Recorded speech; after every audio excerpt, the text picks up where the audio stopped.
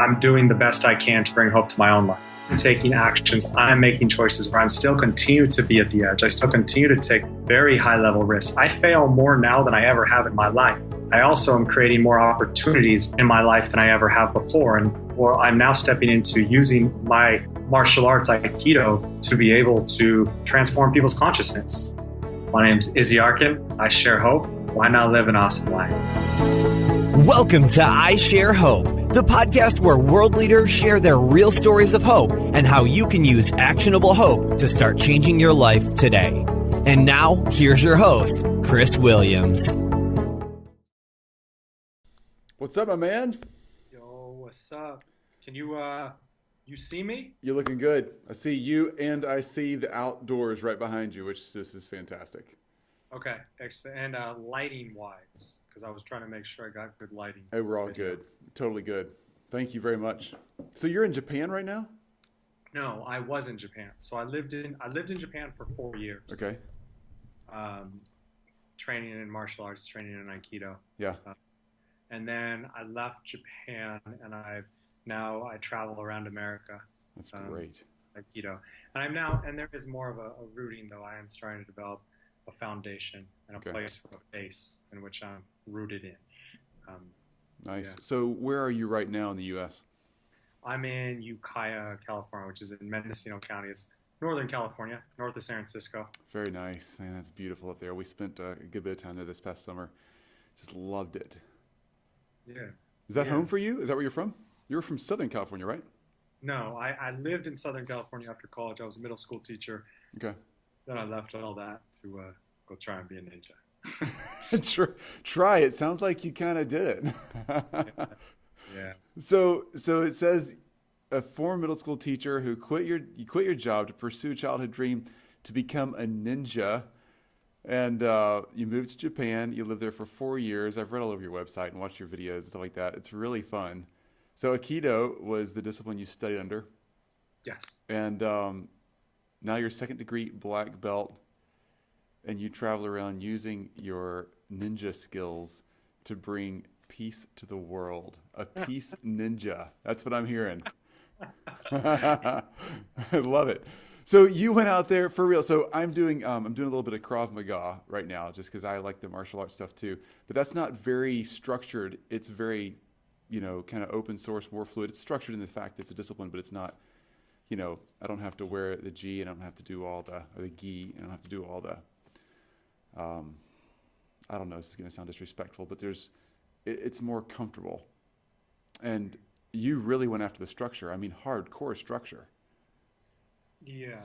I mean, it's an interesting thing, right? There's an etiquette to it. So I think, and from my understanding of Krav Maga, it's an Israeli martial art. Yep. It's very much a street self-defense. It's not as much of a sport in that sense. Yeah. Yeah. And I would say, and I say like Aikido, because to me, really martial arts and Aikido, like it's a way of life. And so the kid in the dojo is a way to exist in life. Mm-hmm. That's a good point. Yeah. That's a big difference. I mean, it really is. Krav is not meant to be that much part of your world. It's meant to be a tool to use if you get in trouble. Yeah. Not really a lifestyle the same way. All right, man. So you know what we're doing. We're interviewing 1,000 people from around the world, all walks of life. We're trying to get a little flavor of everybody globally. So we're holding to a pretty tight regiment. But we would like for you to be part of this survey. So we're asking these 1,000 people all about hope and how you're using it and what you do in that world and how that impacts your life and the people around you. So if you're into it, you have a fascinating background. You're somebody who's actually quit the quote unquote American dream and gone and kind of done your own thing, followed your dream. And that's unusual. We all talk about it. Few of us actually do it. Even fewer pull it off. And so you kind of have a unique perspective and a broad cultural perspective too, to reach into there. So can I ask you our questions? Go for it. Okay. Sounds good. So we're doing this. Are we, you'll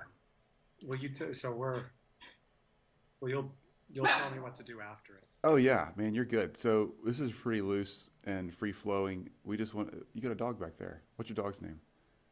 Well, this guy's name, that would be Thor. There's Thor and Rio. Thor, and what's the other one? Rio. I sure hope Thor is huge. Thor's just big, you know. And Rio, is there a little Olympics going on there? Is Rio an athlete, or is... Rio's other nickname is Shmoo because he loves to come and just like cuddle up next to you. Here, Theo, come here. Watch this. This is oh, that was Rio right there. Just know his toughness. That's a very intimidating bark, that's for sure. Yeah, so what we do is we do the interviews, record them. It takes us a couple of months to get these things through production. We have a lot coming in, which is really, really great. And so then we release them on a systematic basis once a week on our website, iTunes, Stitcher, all over the place for free on a podcast, also for free on YouTube. We don't charge for anything. And maybe someday I'll figure out how to pay for I Share Hope. But right now it's just a thing we're trying to do just to spread hope and make people understand how to use hope and how to actually change communities with a very renewable energy source, which is hope. We all have it. We're all using it. We just don't harness it very well sometimes, you know?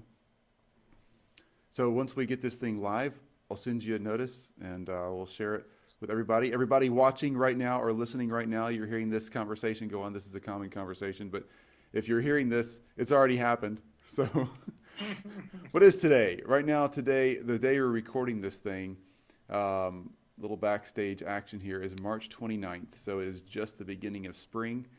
And this is listened to in, I think, over 45 countries now, which blows my mind. And it's really, really cool. It gets translated into other language. I have no idea how that happens. I do what we're doing here, and it happens on its own out there, which is really fun. The people who are involved in what we call our Hope Tribe, everybody listening in, I'm just one of many who do this, so it's really cool. Thanks for being part of it. Yeah, it really is fun. So question one, here's how this goes. We have 5 questions. We ask the same 5 questions to everybody. This is about you, not about me. So I'll shut up and let you answer these questions. So it's pretty straightforward. Number 1, what's your favorite quote or your definition of hope? So I would say that what comes up to me is hope is possibility. It's possibility. That's a great way to say it. Yeah. Yeah, I picture a seed when you say that. Like it's possibility in a seed. There's possibility in a human life. There's possibility in healing and in pursuing goals, and we all have that. So question 2 is, who's shared the most hope with you in your life? So if hope is possibility, who's been there for you and said, you know, Izzy, you have possibility. You have something there that you can go and do and be great at? Yeah. That would be my father. Be my father. He, continually along this journey, along my quest to follow my childhood dream, to follow my heart, to move to Japan, to give my life to martial arts, to become a ninja. My father has always been there along the way, going, "You can do it. You can do it. You can do it." Giving me that seed of possibility of that I may not know what it looks like, and I haven't known what any of it would look like. But having that seed of possibility allows me to wake up, dare to take a step, and then a step leads to a step, which leads to a step. And then before you know it, I'm just doing things I never could have imagined. Yeah, I bet. That's great. It's great to hear a dad is the one on your list. Unfortunately, we get a lot of moms, a lot of other people, a lot of friends, a lot of pets, and every now and then we get a dad. But sometimes it seems like dads just aren't there sometimes, and it's so important for dads to hear what you just said, because dads have such an opportunity to pour into their kids' lives and be something stronger than it's a unique relationship. Nobody else can fill that role, Yes, totally. It's I think one of the things that's most amazing, I'd say, with the relationship that I've had with my father is he's really supported me to be me. And I think the challenge that some fathers may run into is that they see so much potential in their son or their daughter, and I think probably particularly their son, that they'll try and force it out of them. that is when all of a sudden an expectation gets created, and it creates a different type of feeling. And to be able to actually just to know that my father would support me no matter what. And I think the big thing for me was actually that knowing that I could go for this crazy goal to move to the other side of the world, to move to Japan, find a way to give my life to martial arts, now traveling around the world with martial arts and doing so many things with it. But to know that I could completely fail. All this could fall apart. None of it could work out. And my father's still going to go, I love you. Mm-hmm. That's really cool. Because you don't, you're the guy who says, hey, Dad, I got a great education, got a career going, but you know what? I'm going to ditch it all. I'm going to move to Japan and become a ninja. I mean, that's totally 5 or 6 year old little boy talk. And of course, everybody in my shoes, particularly I'm sure more guys than girls on this one are like, yes, American Ninja Warrior. He actually did it, you know, which is not what you did. I get it. But still, are you an American Ninja Warrior fan? It has to come out. I actually will.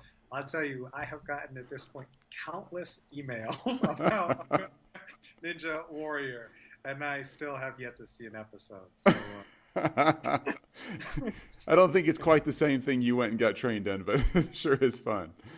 Yeah. All right. Question 3 is a little more personal. So when was a time in your life, kind of take us back and paint this picture, tell us some real story about you when you had to really rely on hope to get you through something? Because it seems like, I mean, looking at your website, you're a professional coach, you're an accomplished martial artist, you're doing a lot of things right, and you have a lot going for you. So has it always been so nice and easy?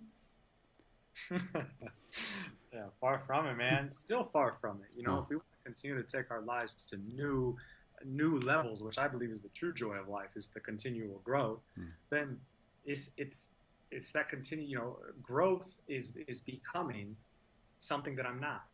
And to become something I'm not, I got to do something I've never done and experience something and have thoughts and beliefs. And so that requires pain because I have to get rid of the previous ones. So, you know, so in answer to your question, you know, a challenging circumstance or situation I've experienced where I needed to really connect and touch into hope.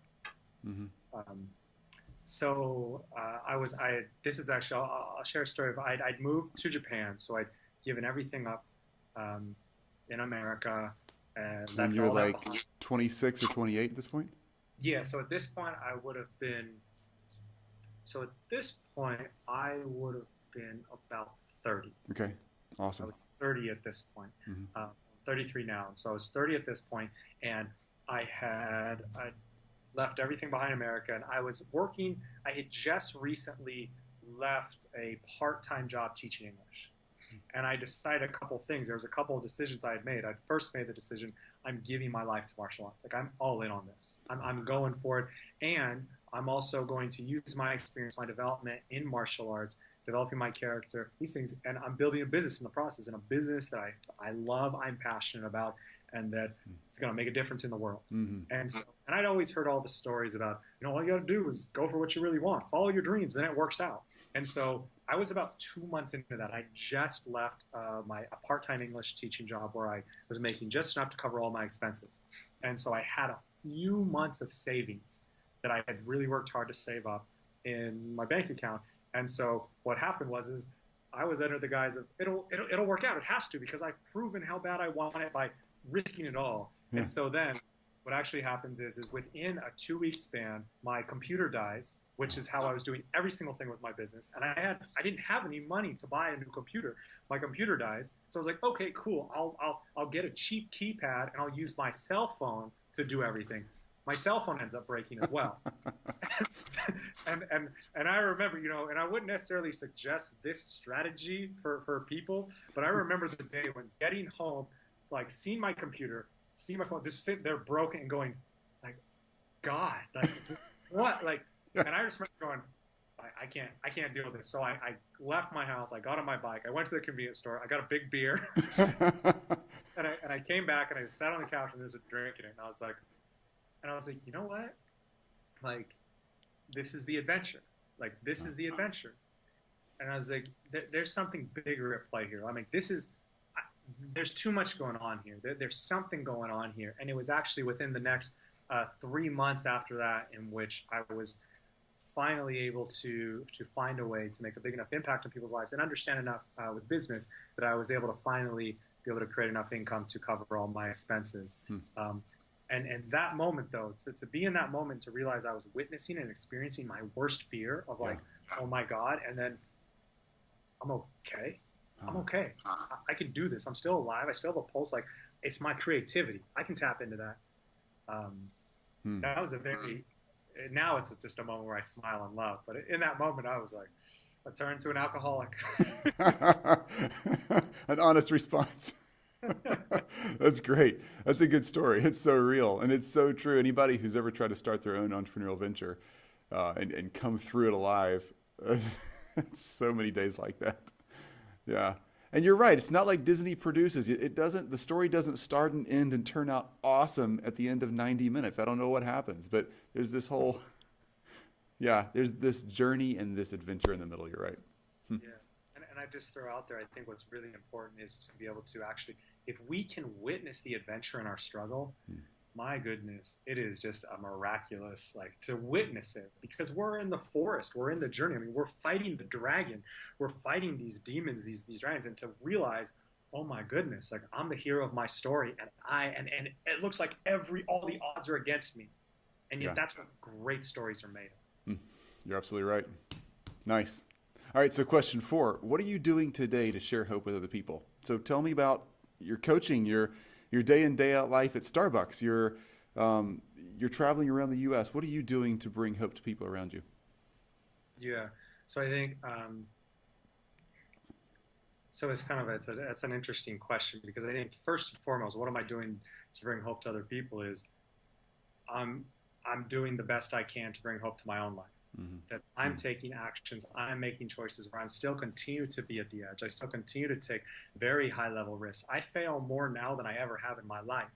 I also am creating more opportunities in my life than I ever have before. And what does that look like on a very practical level? Well, I'm now stepping into using my martial arts, Aikido, to be able to transform people's consciousness. And so what that means is going into organizations, going into educational systems, going into local communities and organizations, and working with people on a hands-on level to help them witness and experience Aikido and realizing to feel their own power. Because that's one of the things Aikido does, is you learn to feel your own power. You can connect with your own power. You can be able to live from your power. And so so doing that, and for me, it's like, I know how to run a coaching business. I know how to do that. But it's now, this is the next level. Okay, these are skills I've developed, and so now, like, stepping into my hope of possibility in the ways that the world can be transformed through that, and then also sharing that the challenges, then the doubts and the beliefs in myself of, can I really do this? Can I really make an impact? Can I really talk with that organization? Can I really impact the educational system in this form? And sharing my own vulnerabilities and struggles with that, and then still daring to go for it, so people can see my process, see my successes, and see my failures. It's like we're sharing that hope together. Awesome. That makes a lot of sense. So you're in what type of organizations are you working in right now? I mean, how are you impacting? Are these for-profit, not-for-profits? You said schools. What are you actually doing on a daily basis? Who are you working with? Yeah, so it varies. It's really interesting. So there's kind of like this.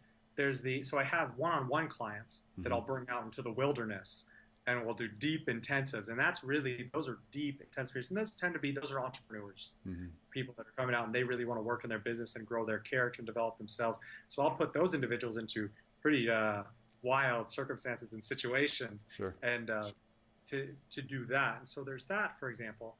Another example, so an example would be that I recently had connected with what's called a family empowerment group, actually in this community right here in Ukiah, California, Mendocino County. And the family empowerment group is an organization in which these are individuals in which they have had their children taken away from them because of choices they have made. But the family empowerment group is a group in which they come together and they have facilitators that are empowering these individuals to develop the skills and strengths to be able to get their children back. And so I'll go into the organization, or I've gone into the organization, and I'll sit down and we'll actually do Aikido practices. And one of the questions that I asked, for example, was, would you like to feel your power? Because I know if these people can feel their power, they can begin to live from their power and live from that strength and know that they can have that confidence and ability to be able to be leaders for their children, be able to leaders for themselves. And so we'll actually do Aikido techniques. And Aikido is really about an opening, a relaxed scene, and also a balance, a centering. And so I'll do the techniques with them, and I'll have them grab each other and do it. And then I'll ask them, I'll go, okay, do you feel, do this? And I'll show them how to do it wrong. Okay, how do you feel? Well, I feel tense. I feel anxious. Okay, now let's relax. How do you feel there? It's like, well, I feel more calm. I feel more balanced. Okay, how are you showing up in your life? You haven't, we haven't, you've literally within the last 5 seconds, you've just made a difference in how you're being. So how are you showing up in your life? And can we begin to do that and actually feeling that power, witnessing, and using that as a metaphor for them to understand? And of course, the interesting paradox is that if I directly say to them, be in your power, nobody has a clue how to do that. But if we kind of show this kind of metaphorical path of, can you feel your power in your body? Yeah, that's, oh yeah, I feel balanced and centered. What would it look like for you to bring that into your daily life? What if when your children are, when something happens and something arises and the storm is coming, how can you find your center in the storm? And it's very intentional, it's mindful. That's exactly, it's really, it is exactly, it's mindful. And I think what I love about Aikido is that there's something beautiful about, because there's meditation, which is an incredible process for mindfulness, and there's yoga. And I think what I like about Aikido is that there's this like gentle, it's like a gentle warrior strength. And I think that that really speaks to people who it's like, they want to know that they have the ability to be powerful, but they don't have to use it. They don't have, you don't have to pound someone's face, and that your power can be something where it's like this lovingly, powerfully, calmingly be present within the circumstance. And Aikido teaches that. And for them to experience it and witness it is very, very powerful. That's beautiful. It's beautiful. I don't know how else to say that. It really is. Well done. All right, question 5. I'm looking forward to your answer on this one. So when we get done with this video chat, phone call, podcast, whatever format we're consuming this in right now, what do we do next? So I'm sitting here listening with other people all over the world, and what are we going to do right after we get done? We take the earbuds out, and we have to go either grow our own hope or share hope with somebody else. Give me the simple 1, 2, 3, the ABCs. Yeah, it's interesting. I'm not a big step-by-step guy, because I'm such a believer in following discovering one's own deeper desires of their heart. So actually, with that, what I would suggest to someone, if they dare to do it, and I do think this actually can be really scary for someone, and it will seem so simple, but it's to go on a walk. I encourage you, set a timer of some sorts for 15 to 30 minutes. And I know that probably someone who's listening to this is going to, I don't have that time. Well, I think you do. If your life, the time, find the time to make a commitment to you. And what it simply is to go on a walk for 15 to 30 minutes, anywhere in that, set a timer, put it on your phone, but put your phone on airplane mode. You can't have any distractions, and simply ponder the question, what are the desires of my heart? What do I long for? What do I deeply desire? If I could have anything in this world, what would that be? And just be in that desire. Feel that desire. And if there's sadness in that you don't have it, be in that. It's okay to be in that. And then, because this is the beginning of creating the desire to actually dare to go for it. The only reason I moved to Japan, moved to the other side of the world, and then now traveling the world doing Aikido, and I'm so driven for this, is because I've witnessed the pain, I've witnessed the struggle, I've witnessed the challenge, and I will not go back to that life.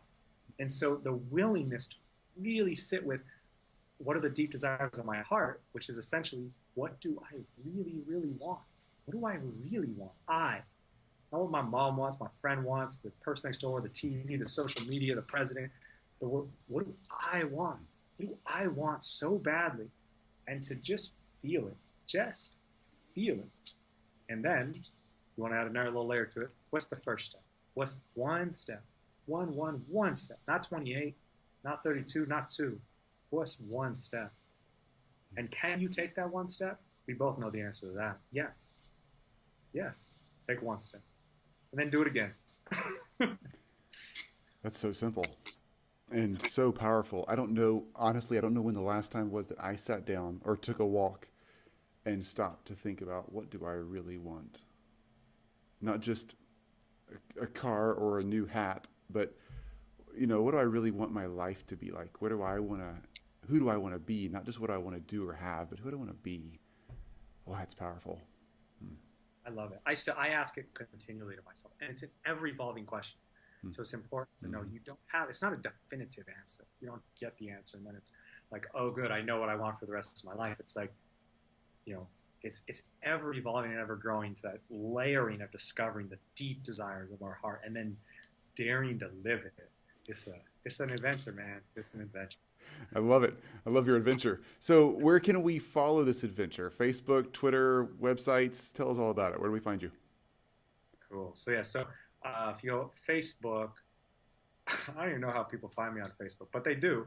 But I think it's easy. So Izzy Arkin, IZMAEL ARKIN. You can just follow me on Facebook. I share on a pretty regular basis what's going on with me there. Okay.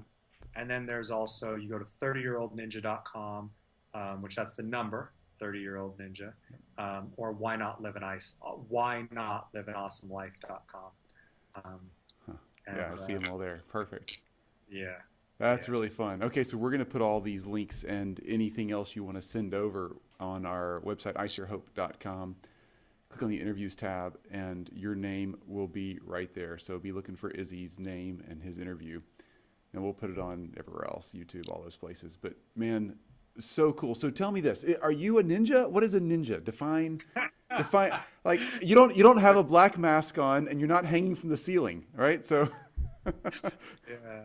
Yeah. Well, it's an interesting thing because so when I first began to come up with the idea, I was a middle school teacher in America in Los Angeles, and it was actually the question, well, what do I really want to do with my life? Because I was very unhappy. I was unhappy with what I was doing.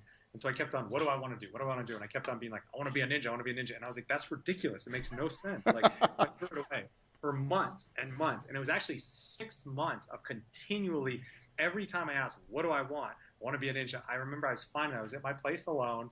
It was March of 2010.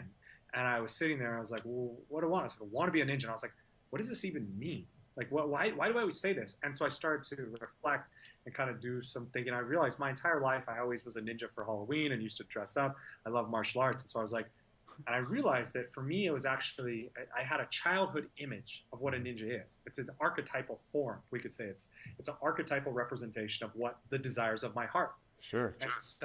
And what a ninja was to me were 3 specific things. And I wrote them down. Was a ninja gives his life to martial arts, trains in some super far away mysterious land, and then lives life by his own rules. And I wrote those 3 things down, and I was like, oh my goodness, I can do that.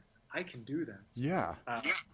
And it's interesting because I feel like there's so many other things that as the journey has unfolded that I'd say kind of I've realized why I've been so drawn to the concept of the ninja in terms of, just following my own path, discovering what I want, just the principles of just being really grounded and centered, and so many things like that. But then I actually learned the history of the actual ninjas while I was in Japan because I had to, because I just wanted to. And I was like, I don't agree with some of that. But 30-year-old samurai didn't sound as cool. Yeah, that's true. Not a great Twitter handle. Yeah. That's really cool. So I understand that. You became the ninja that you were looking to be. I mean, you became a life ninja in a real sense. Yeah. You are your ninja. I mean, it's your ninja. It's not somebody else's design for your ninja. It's you. Exactly. And I think with each person, I think they have the opportunity where it's like, well, what are your childhood dreams? What do you always want to be? I always want to be an astronaut, a firefighter. It's like, you actually didn't want to be an astronaut. You actually didn't want to be a firefighter. You wanted what you believe those things were. So for me, I wanted to be a ninja because I thought this is what a ninja is. So if you can tap into that place, and this is, well, I wanted to be an astronaut. I wanted to be an author. I wanted to be a rock star. It's like, okay, well, what is a rock star? Tell me about it. What's a rock star? And you can begin to identify things that it's like, because a lot of those things actually won't be a rock star, but they're a rock star to you. And so you can begin to tap into those things and go, what can I do to create those things in my life? Mm-hmm. Huh.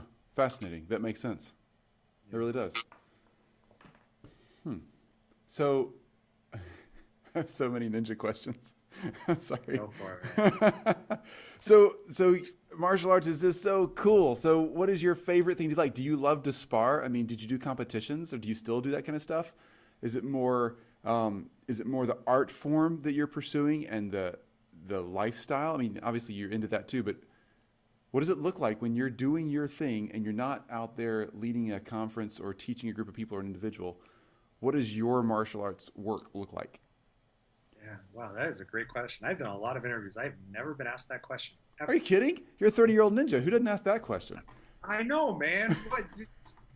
So what's it like being a ninja? That's what I want to know.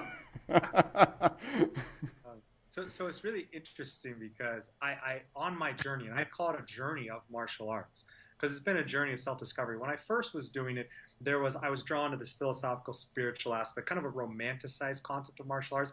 And then over time, I was like, no, I really like the physical aspect and the self-defense. And so I started to get into actually like Brazilian jiu-jitsu and boxing, and I practiced that for a bit. And then I started to realize that those were cool, and I liked the sweat and challenge, but it didn't totally fulfill me. And so then I started to get drawn more and more back into Aikido. I started with Aikido, and then I came back to Aikido. And as I did Aikido more and more, at this point in time, for me, what it is there's this, there's a multitude of things. So one of the things about Aikido is it's a martial art in which you're constantly getting kind of put in these locks and grappling, getting thrown and tossed. And it's a continual journey of facing my fear in that moment. Like it's that thought in your head of like, oh my God, this is going to break my wrist. Oh my God, that really hurts. And actually rather than going panicking and tensing up and freaking out, of being able to be like, okay, cool. How do I relax into the pain? How do I navigate this so I can experience it and begin to understand what's going on? Because if I can work with my brain and work the process to be totally present in the midst of the challenge, in the midst of the pain, and to see what's going on and to actually learn how to work with it, well, that's fascinating and it's wonderful. And that's life. If I can, while I'm working through my business, as I'm going and traveling across the country and I'm trying to figure out, well, okay, this is an incredible organization. How do I get in contact with them? How can I lead something for them? How can I do it? And then seeing the challenges, being told no, facing rejection. Okay, well, I could tense up and I could fear and I could get so frustrated. Or I could go, okay, well, what am I feeling here? How can I adjust? How can I navigate this? How can I be present with this experience and not run from the pain? And because of one thing I've definitely learned in Aikido, if you're getting some type of lock or anything, if you run from the pain and you tense up, it only gets worse. But you can learn how to be with it. And the thing is, it's so amazing is that every single day I show up, I can become better and I can improve and I can grow. And it's the journey that the joy is, it's like just getting a little bit better. It's that journey of mastery.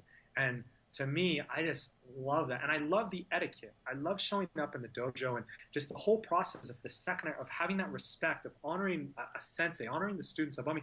And also, anytime I train with someone below me, I tell them that it's my responsibility to if you get hurt, it's my fault. If I get hurt, it's my fault. Because I want to be so present and focused in the situation where I can take them just to that point where I have total control of the situation.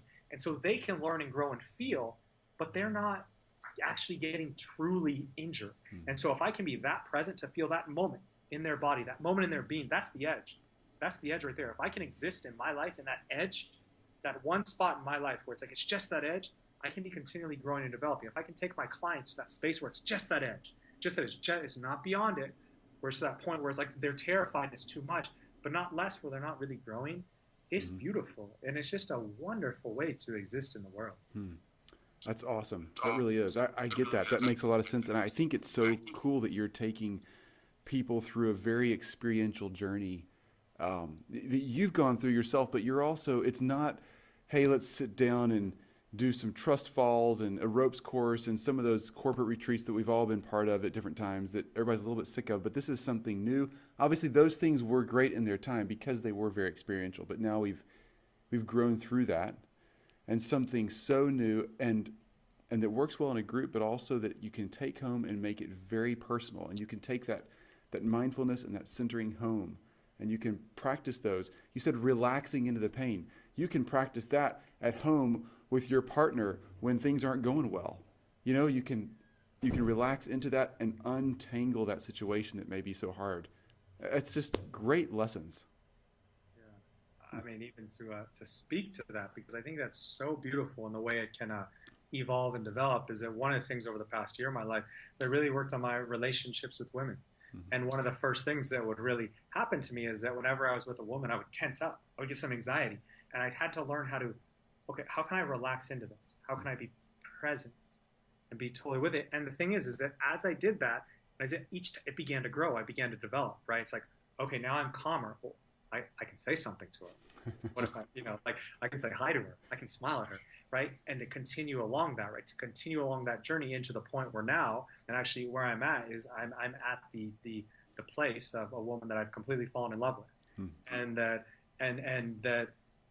so to be able to bring that level of presence and focus into the relationship. And so now we can grow together where it's that, it's a relationship, things arise, but to be able to bring and go, if anything arises, to be like, oh, like I'm feeling just a deep depth of love for you, or I'm feeling hurt because of this. And to be able to just come from that space, what's amazing to me is it creates this depth of trust with one another. But that's that journey. It's the journey of mastery. It's the same thing as showing up for the dojo. And at first I'm just like, oh God, it hurts. Like, okay, relax a little. But then it's like, before I know it, I'm like more into it. I'm more into the technique, and and it's that journey of just day by day getting a little bit better. And it leads to more fulfilling experiences within our lives. Wow. Man, so authentic. That's good stuff. That's real straight down the middle and part of everybody's life. It really is. Thank you. Thank you very much. So before we go, tell me this. We like to get a quote from everybody. You've given us 1,000 quotes already that I'm sure will be awesome in this interview. But we like to put your name and I Share Hope at the beginning of the interview in the first few seconds. So I'm going to mute my microphone. You say your name and I Share Hope. So I would say, like, I'm Chris Williams and I Share Hope. All right? Straightforward enough? Yeah. But I mean, my name's Izzy Arkin and I Share Hope. That's it? That's it. It's so easy. I already practiced. All right, I'm good to go. All right, I'll mute my microphone. I'm Izzy Arkin and I Share Hope. See, look at that. Now I'll do another one. I'd like you to say your name and whatever you want to put as like a tagline, 30-year-old ninja, whatever you want, or why not live an awesome life, whatever you want to put in there. So your name, I Share Hope, and whatever your tagline is, so we can make sure we brand this to be you, not just us. So it's Izzy Arkin, I Share Hope. Why not live an awesome life like that? Mm-hmm.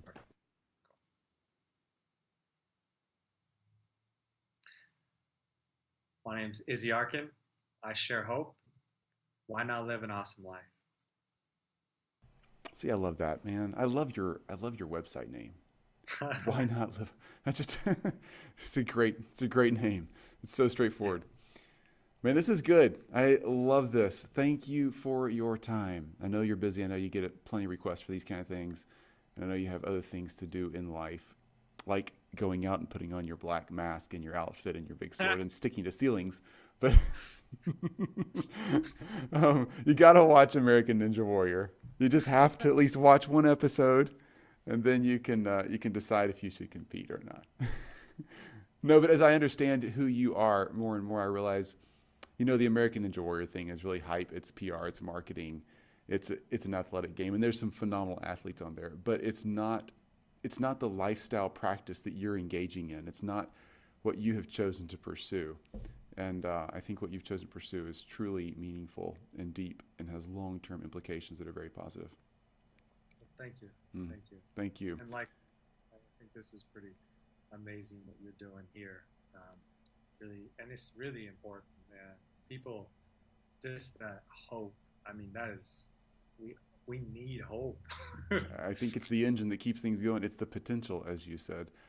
And man, it's the people like you who've helped us in this survey, and it's the people who are just listeners like I am. I'm just one of the listeners that I just get to be the lucky guy who gets to ask random questions that pop into my head. But it's people that are just sharing it and growing in it and making this something sustainable. So thank you very much for being part of it. Yeah, definitely, brother. All right, man. Have a great night. Enjoy California, and hope to see you soon. All right.